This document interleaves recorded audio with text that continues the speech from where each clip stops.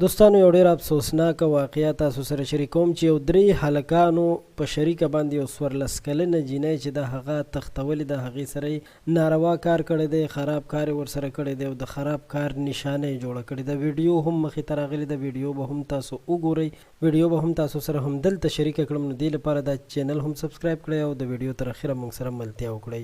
د یو تازه ترین رپورټ د مخې چې موږ ته دغه ویډیو هم راغلې ده چې د هغې مطابق یو ډېر افسوسناکه واقعه په حبیب آباد کې مخې ته راغلی ده چې ملزمان عامر، ظهیر عباس او نبیل په کیري ډبه کې ناست او په یو 14 کلنه جینۍ باندې چې په لاره کې روانه وه په هغې باندې تمانچې راویستلي دي، هغه یې ځان سره اوچته کړې ده، یعنې تختولې ده. او کله چې هغه تختولې ده نو بیا یې ورسره په شریکه باندې غلط او ناروا کار کړی دی او ویډیو یې ترې هم جوړه کړې ده. ویل کېږي چې دغه جینۍ چې ده دغه یو پرایویټ کالج ته بوتلې ده او بیا یې په شریکه باندې نمبر په نمبر ورسره ناروا کار کړی دی او بیا په دغه دوران کې ویډیو هم جوړوله. نو چې کله په دغه دوران کې د ښځې حالت یعنې دغه جینۍ حالت ډېر خراب شوی دی نو دوی بیا د دغه ځای نه تښتېدلي دي او چې کله تښتېدلي دي نو د صدر تاڼې په حدودو کې دغه جینۍ وه او بیا د هغې نه پس د صدر تاڼې پولیسو چې دی دوی سره FIR هم درج شوی دی او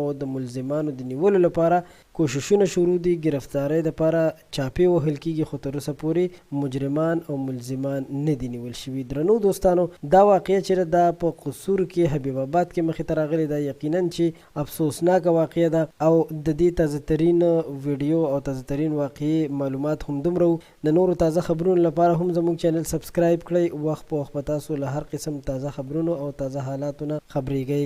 ډېره مننه، خوشحاله اوسئ.